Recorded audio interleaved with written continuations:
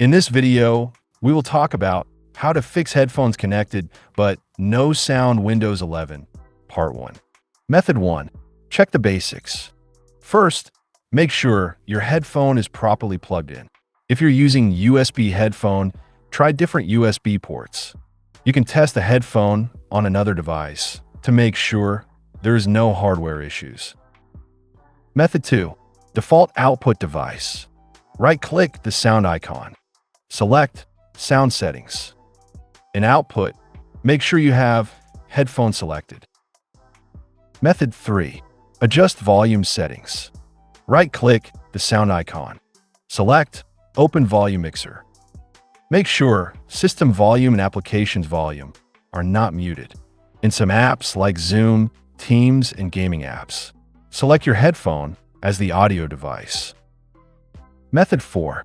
Run the troubleshooter. Click on Windows icon. Select Settings. On the left, click on System. Scroll it down and select Troubleshoot. Then Other Troubleshooters. Click on Run. Select Yes and follow the on-screen instructions. If these methods didn't resolve your issue, check out other solutions linked in the I button above. See you in the next video.